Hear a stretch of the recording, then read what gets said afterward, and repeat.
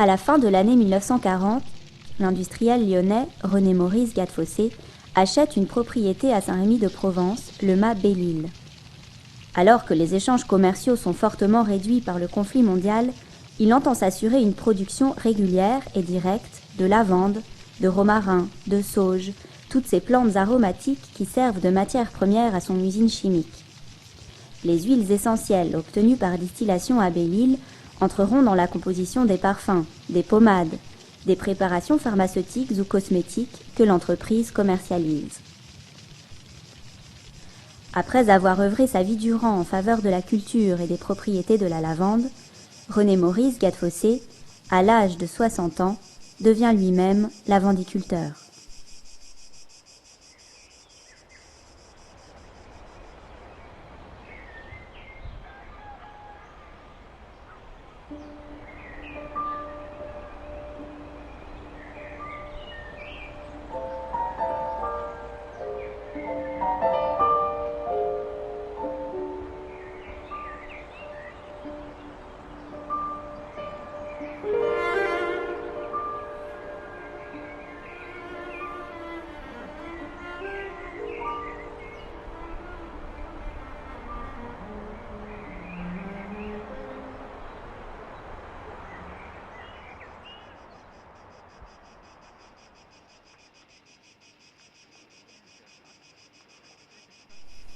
« 1907. Le président de l'Union des syndicats agricoles du Sud-Est, M. de Fongalan, convie les frères Gattefossé, chimistes parfumeurs à Lyon, à s'intéresser au sort des lavandiers de Haute-Provence. René Maurice, 26 ans et cadet de la famille, se rend au Ventoux, à Ferrassières, à Manosque, à Valençol, à Valréas. Au volant de sa zèbre monocylindrique rouge pompier, il parcourt les baillassières, ces grandes étendues de lavande sauvage. C'est la naissance d'un amour. Pourtant, il découvre un pays rude, où les conditions de cueillette et de distillation sont déplorables. Sur cette terre ingrate, les pauvres récoltes suffisent à peine à subvenir à la vie quotidienne. Le jeune ingénieur entreprend alors une campagne de conférences pour expliquer comment récolter et distiller rationnellement. La science, qu'il incarne, doit accroître la production d'essence et augmenter sa valeur marchande. À terme, et conformément aux souhaits de Fongalan, il s'agit de permettre aux paysans de sortir de leur dénuement. Les établissements Gattefossé y gagnent de quoi nourrir leur activité de parfumeur et asseoir leur réputation. La France, l'indépendance à l'égard de l'Angleterre, fournisseur traditionnel d'essence de lavande. Gattefossé ne s'en tient pas seulement à la théorie. En amont, il montre aux paysans comment cultiver de manière artificielle cette plante sauvage qu'est la lavande. Il promeut l'usage des engrais. En aval, il rénove le matériel de distillation. Avec Jean-Marie Vial, un ami industriel, il perfectionne des alambics. Il noue des contacts à la foire de Digne, où acheteurs grassois et producteurs marchandent le cours des essences. Il apprend aux pharmaciens locaux les méthodes de titrage des éthers permettant la sélection des essences. Il participe, avec le professeur Lamotte, infatigable défenseur de la lavande, à la création d'un syndicat de producteurs à Luc-en-Diois. À Barème, il rachète l'usine Chimel, première distillerie à vapeur. En 1916, il organise, toujours avec Vial, une coopérative de lavandiers à Sault-en-Vaucluse, la Société de la lavande française. Pendant 10 ans, cette campagne ne ralentit pas. Ses résultats sont excellents puisqu'à la veille de la Première Guerre mondiale, les cours se sont élevés de 14 à 48 francs le kilo. La production s'est accrue dans des proportions similaires. La cause des lavandiers est désormais gagnée. L'avenir de la lavande française assuré.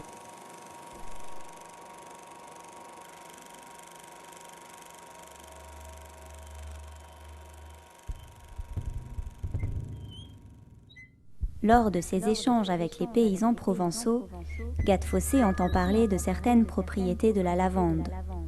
Ils disent qu'appliquée sur les plaies, elle favorise une cicatrisation rapide. Qu'ingérée sur un morceau de sucre, elle calme les maux d'estomac. Que badigeonnée sur le cou enflé des enfants, elle soigne les maux de gorge.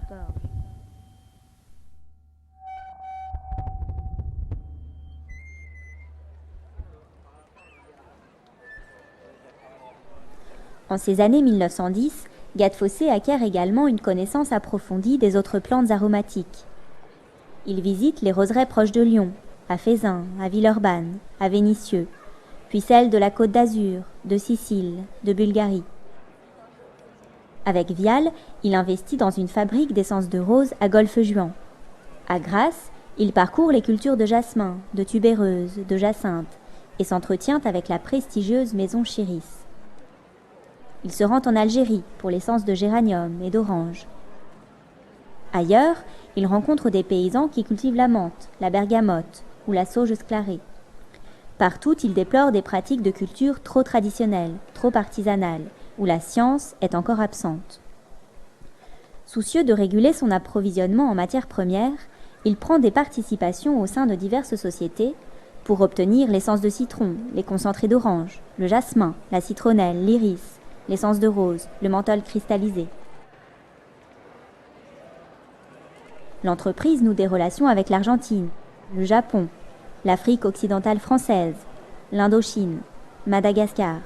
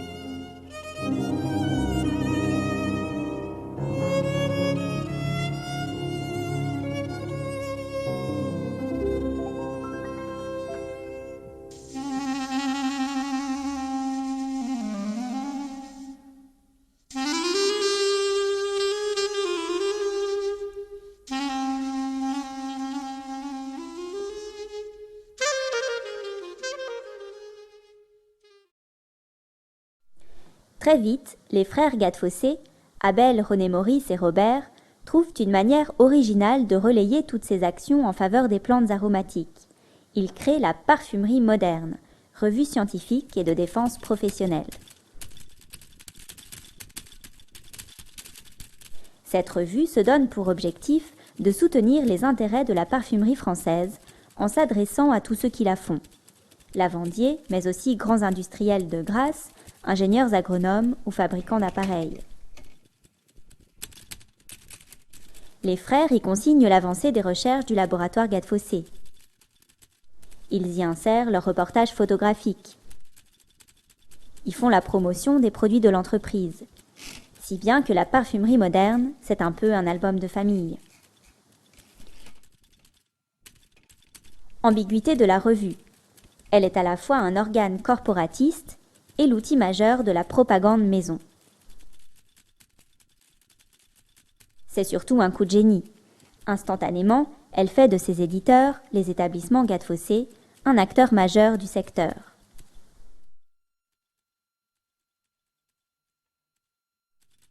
Chaque mois, nombreux sont les professionnels qui attendent sa parution, comme ils étaient nombreux déjà à attendre les formulaires de parfumerie rédigés par René Maurice.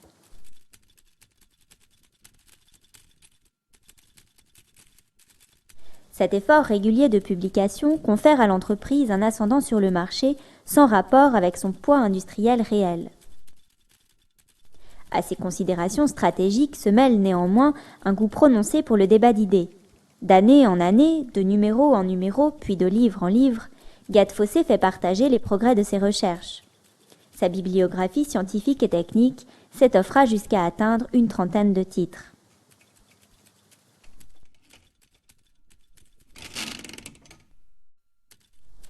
Rapidement, la parfumerie moderne connaît un succès international et est traduite en plusieurs langues. Elles permettent à l'excellence française de se faire connaître à l'étranger.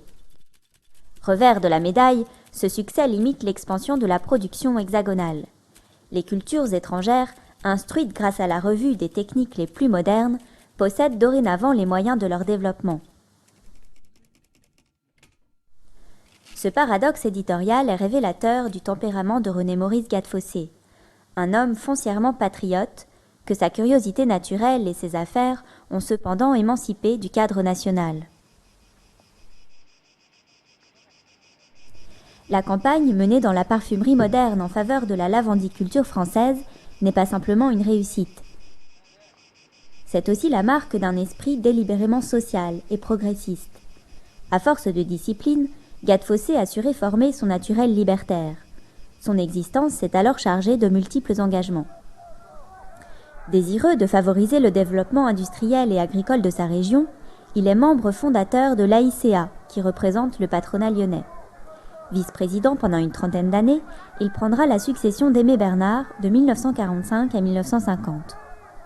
Gattefossé sera aussi, dans le désordre, président du syndicat des lavandes françaises, membre fondateur du comité de la Foire de Lyon et du Rotary Club, vice-président de la chambre syndicale de la parfumerie du Rhône, directeur de l'atelier école d'aveugles Gallieni, inspecteur régional de l'enseignement technique, membre de l'association archéologique Rodania et de la société de pathologie comparée, candidat à la mairie de Saint-Rémy, etc., etc.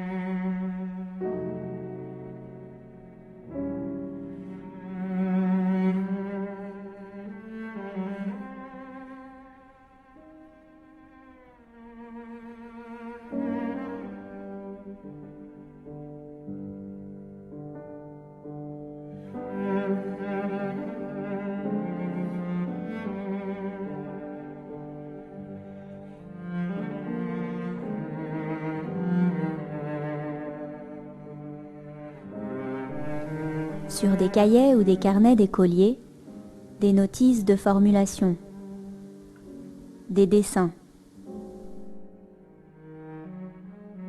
L'argument de la correspondance ou des conférences. La trame des romans. La moindre idée. Quelques réflexions intimes ou des poèmes en vers.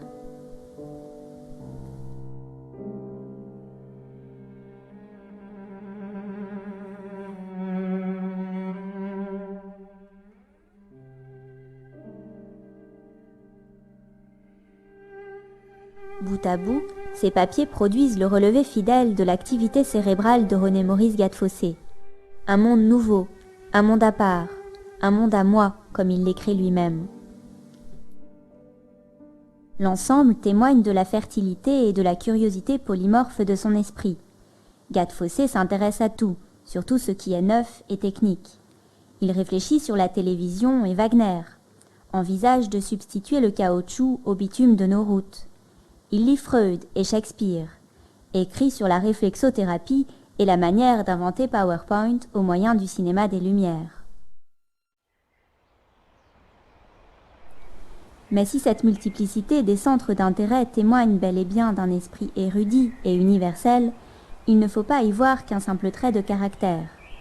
En fait, chaque réflexion, chaque inspiration nouvelle vient s'inscrire dans un système de pensée global, fondé précisément sur la variété et la confrontation des domaines. Les travaux sur la psychologie collective, le ski, les écritures viennent constamment stimuler ou rafraîchir la formulation des hypothèses en chimie. Si bien que la parfumerie donne son nom à cette curiosité, un art des connexions et des assemblages heureux. Ce mode de pensée, profondément intuitif, implique une liberté totale, le refus des discours d'autorité et un brin d'anticonformisme. autant de caractères qui participent de la définition Gattefossé de la sagesse. L'accomplissement de soi a justement été une préoccupation précoce. Enfant, petit René boit 2 litres de thé fort par jour pour fortifier sa volonté. S'impose des régimes, des efforts physiques, cherche des pouvoirs. Il étudie la psychologie et l'instruction, l'histoire et les parasciences, celles qu'il appellera plus tard les techniques oubliées. Il expérimente, dessine les plans d'appareils imaginaires. Un tempérament d'apprenti sorcier l'entraîne à reproduire les expériences menées par le professeur Charcot à la Salpêtrière.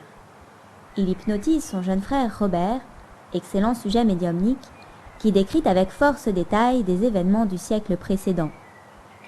Un soir, Robert raconte les dernières heures de l'équipage d'un sous-marin échoué par 50 mètres de fond.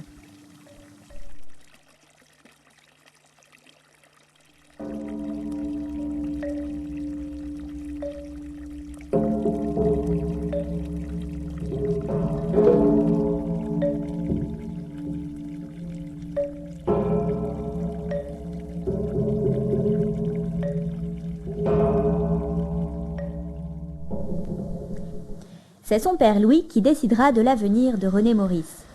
Désireux de canaliser la créativité de son fils au profit de l'entreprise familiale, il lui intime de suivre des cours de chimie.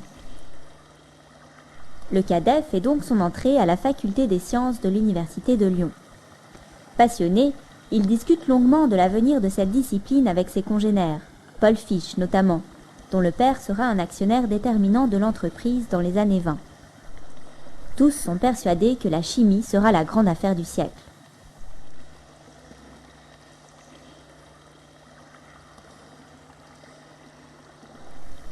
En 1902, alors que son grand frère Abel et son père Louis assurent les fonctions commerciales, le jeune René Maurice, ses études tout juste terminées, est en charge du laboratoire Gattefossé.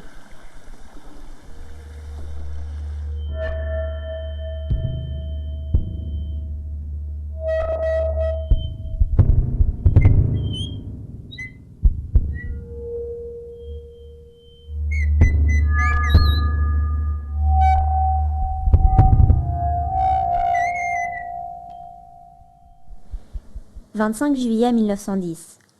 René Maurice Gattefossé est victime d'une explosion. Très gravement brûlé aux mains et sur le crâne, le voici bientôt atteint de gangrène gazeuse. Le traitement classique qu'il reçoit, acide picrique, pansement et repos, ne produit plus d'effet. En dernier recours, se remémorant les anciennes pratiques provençales, il décide d'appliquer sur ses plaies infectées de l'huile essentielle de lavande.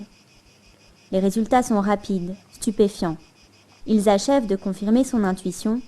L'essence de lavande possède de réelles propriétés antiseptiques et cicatrisantes. Ici s'origine une conviction dont Gattefossé ne démordra pas, mais pour laquelle il devra combattre. C'est le monde scientifique et médical dans son entier qu'il faudra convaincre, ce qui signifie beaucoup de ténacité et de patience, concrètement beaucoup d'articles et de conférences, d'ouvrages réexposant continuellement ses postulats. En 1917, il écrit Culture et industrie des plantes aromatiques et plantes médicales de montagne avec la motte. En 1919, propriétés bactéricides de quelques huiles essentielles et en 1924, le rôle physiologique des parfums en collaboration avec Tamisier. En 1925, action physiologique des solutions aromatiques avec Douli. En 1926, valeur thérapeutique de l'essence de lavande et les essences en thérapeutique. En 1927, cicatrisation rapide des plaies par les huiles essentielles. En 1932, emploi thérapeutique de l'essence de lavande, l'essence de pin et ses propriétés bactéricides, et en Italie, usi terapeutici dell'essenza di bergamotta. En 1937, Gattefossé publie ce qui est certainement la pièce maîtresse de son œuvre consacrée à la thérapeutique par les huiles essentielles, l'aromathérapie. Cet ouvrage de synthèse revient sur les expériences des publications précédentes.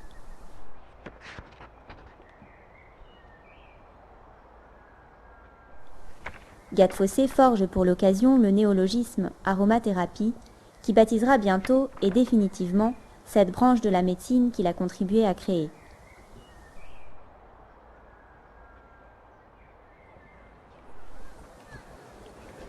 Pendant toutes ces années, il s'est agi de fonder l'autorité de l'aromathérapie et d'en assurer le rayonnement.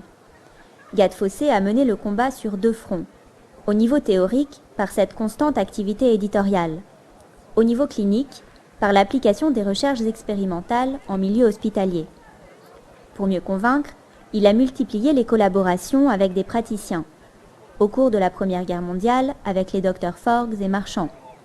Dans les années 20, avec le pharmacien Tamisier et le docteur Douly, avec lesquels il a écrit plusieurs ouvrages. Dans les années 30, c'est son fils, Henri Marcel, chimiste lui-même entré à l'entreprise en 1932, qui opérera un rapprochement hautement profitable avec les médecins lyonnais de l'Antiquaille, le docteur Gatté et le docteur Jonquière. Avec ce dernier, Gad Fossé rédigera plusieurs ouvrages, dont Essais de biophysique et Théorie de la chevelure. Pour ces médecins, le chimiste lyonnais compose des préparations pharmaceutiques à base d'huiles essentielles qui sont ensuite prescrites aux malades. Ces compositions sont variées, mais certaines remportent les suffrages. La stocone, une essence de lavande déterpénée, c'est-à-dire débarrassée des agents qui dans les huiles essentielles sont toxiques. Le salvol, désinfectant aromatique mis au point par Gad Fossé au moment de l'épidémie de grippe espagnole en 1918. Jusque-là, on utilisait peu les essences comme antiseptiques car leur insolubilité dans l'eau les rendait très difficiles d'emploi. Or, Gad Fossé parvient à rendre le salvol et la stocone solubles dans l'eau et miscibles dans les corps gras. Grâce à cette innovation, les huiles essentielles vont pouvoir être appliquées sous des formes diverses: pommade, émulsion, solution liquide pour injection ou pulvérisation. Plus tard, au cours des années 30, de nouvelles préparations, basées sur d'autres excipients, permettront d'obtenir une meilleure dispersion des éléments volatiles. Ce sera l'heure de gloire du sapolinol, mélange savonneux contenant à très faible dose des huiles essentielles choisies.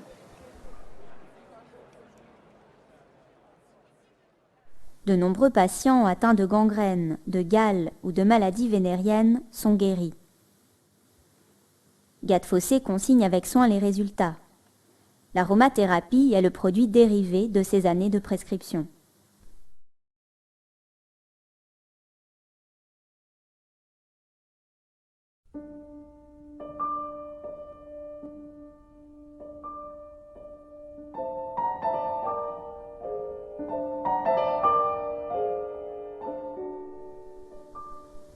« 1919.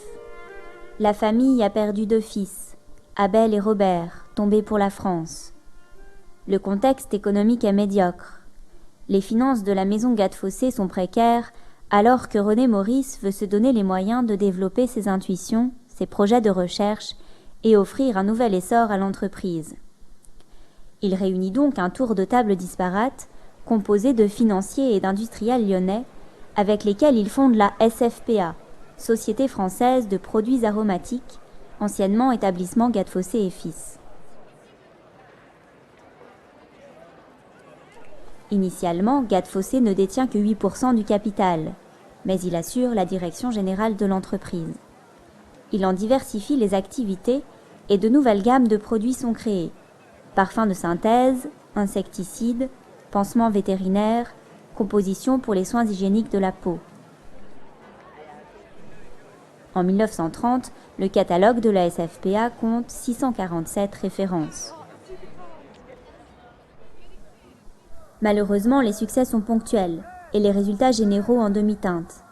Au fond, l'entreprise n'a pas les moyens de cette diversification et ne peut se doter des budgets publicitaires requis par ses produits grand public. La débauche d'énergie nécessaire pour vaincre la morosité des marchés et satisfaire les actionnaires est épuisante. Le dialogue est de plus en plus heurté entre le conseil d'administration et le directeur général. Ce dernier arrive à un âge où il est surtout soucieux de parfaire son épanouissement personnel. Il prend la mesure de ses dissensions et de ses aspirations et se souvient de l'Atlantide de Platon. N'estimant que la vertu, il faisait peu de cas des choses terrestres. La réussite financière, la conduite des affaires ne doivent pas étouffer la recherche de la sagesse et la quête de la vérité, mais les servir, bien au contraire.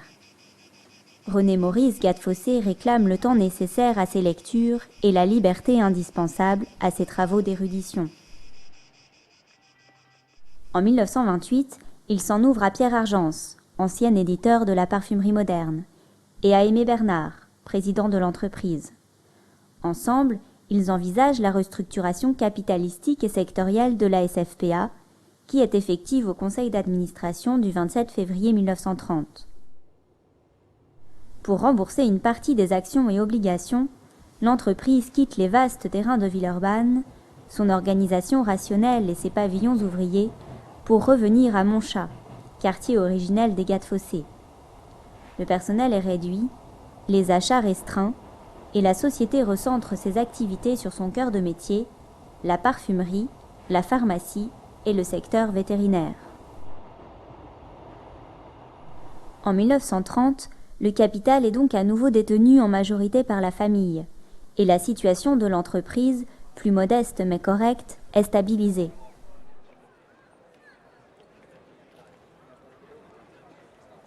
Il faudra attendre l'après-guerre et la direction d'Henri Marcel pour que la SFPA redevienne les établissements Gattefossé et entre de plein pied dans l'ère industrielle.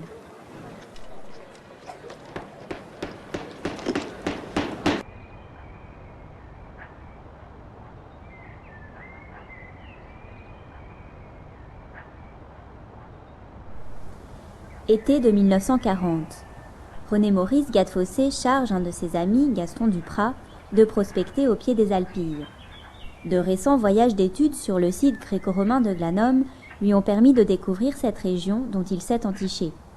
Il souhaite acquérir une propriété dans les environs de Saint-Rémy-de-Provence. Bientôt, Gaston Duprat invite Gattefossé à le rejoindre à Saint-Rémy. Dans le quartier de la Verdière, sur un terrain devenu la décharge municipale, une ancienne bergerie est à vendre. Malgré la vétusté de la bâtisse et les centaines de mètres cubes de détritus qui l'entourent, René Maurice est conquis. Ce paysage aride et rocailleux, austère et difficile, le charme. Certainement, l'idée lui plaît d'affronter cette nature rétive, de parvenir à la dominer, de faire croître un jardin là où il n'y a que du désert.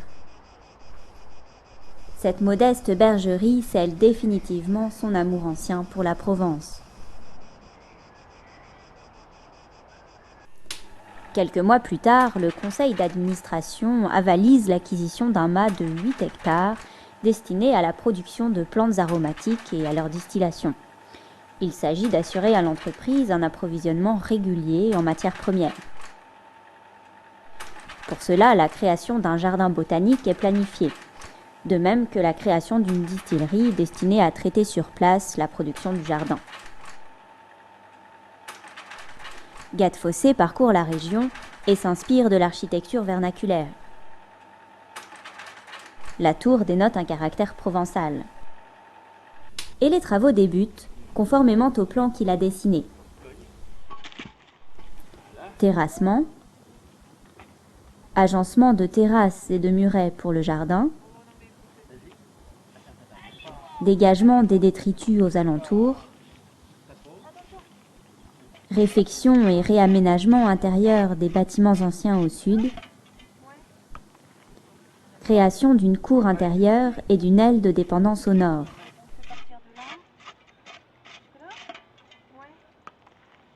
Rien n'est oublié, pas même le réservoir destiné à irriguer les futures plantations qui sert aussi de piscine aux beaux jours.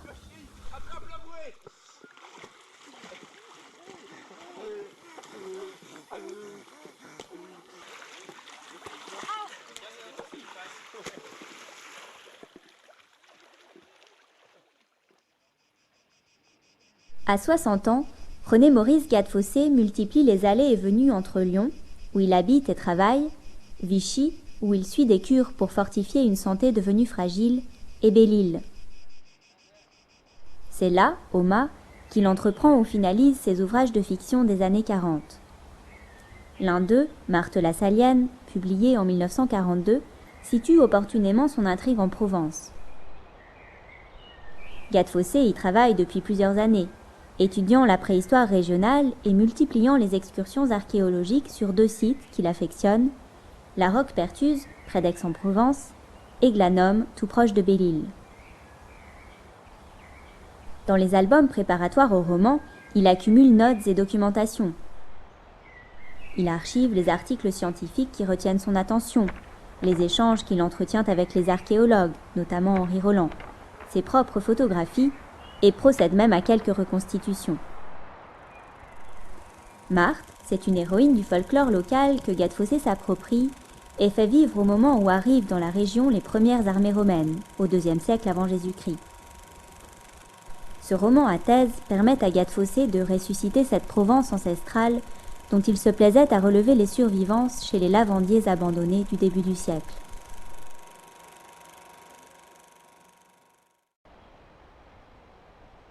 D'autres ouvrages suivent cette fresque historique. Les Sages Écritures, Ève, essai sur la condition féminine resté inédit, Paradis, société anonyme, ou encore La République des anges. Au fond, derrière ces ouvrages, il n'y a qu'une seule et même question, l'origine. Le paradis perdu est une véritable obsession que René Maurice Gattefossé n'a cessé de reprendre et d'approfondir pendant plus de 30 ans. La naissance d'Adam de 1947 poursuit Adam l'homme tertiaire de 1919. Toute sa vie, Gattefossé a tenté de définir les moyens, plus matériels que transcendants, susceptibles de ramener l'humanité à l'Éden. L'archéologie préhistorique, les mythologies grecques et mexicaines ou encore la linguistique sont autant de pièces dans son argumentation générale.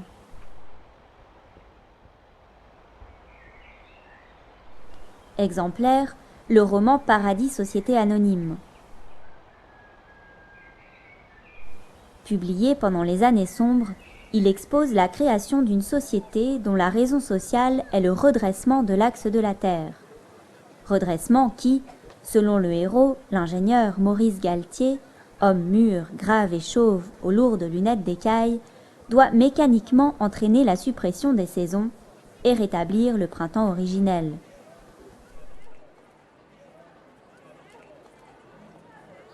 L'argument de Paradis, société anonyme révèle la nature profondément humaniste de son auteur. C'est aux hommes, plus précisément à la communauté organisée et opiniâtre, qu'il appartient de restaurer le paradis perdu.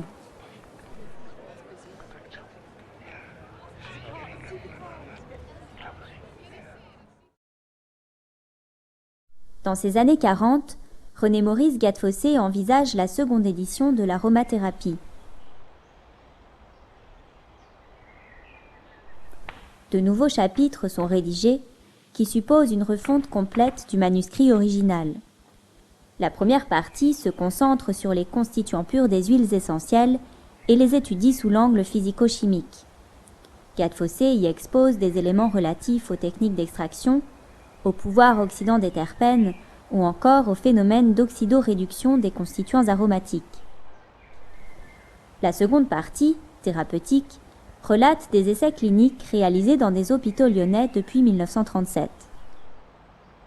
Là encore, il s'agit d'un ouvrage de compilation, très documenté, où René Maurice reprend les travaux de divers auteurs qu'il joint à ses propres résultats. C'est aussi l'occasion de mettre en avant les recherches du laboratoire Gattefossé, de son gendre, Émile Mahler, sur les corps aromatiques réducteurs et vecteurs d'oxygène, et de son fils, Henri Marcel, en dermatologie.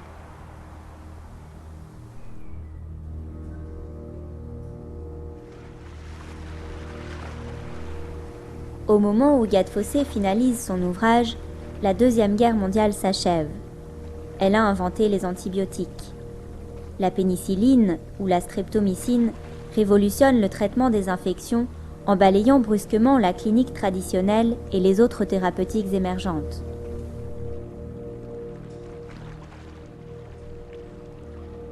L'aromathérapie est éclipsée. La deuxième édition reste dans les cartons.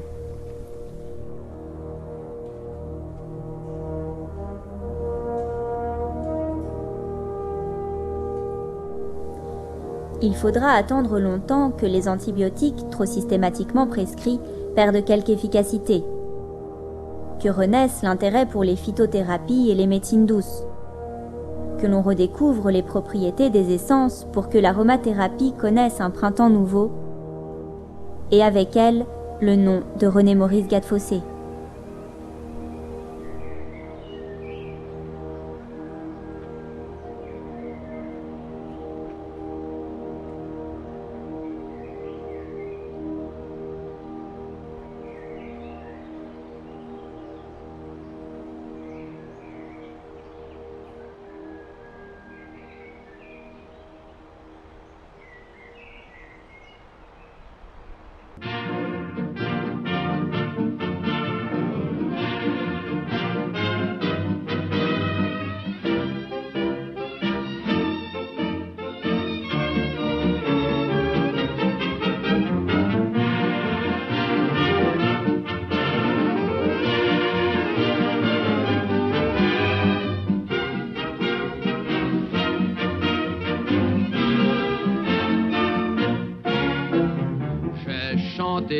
L'amour, j'ai chanté, y a de la joie, sans grande joie pourtant.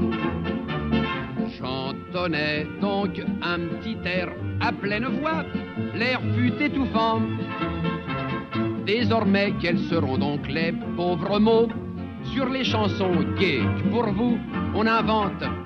On osera placer et sans hésiter trop, pour ne pas me tromper, moi voilà ce que je chante. Tra la la la la la, tra la la la la la, et zimba poum pala, avec un ou deux petits hop là, si vous voulez savoir ce que mon cœur pense ce soir, en chantant comme ça, zimba poum pala, c'est notre espoir.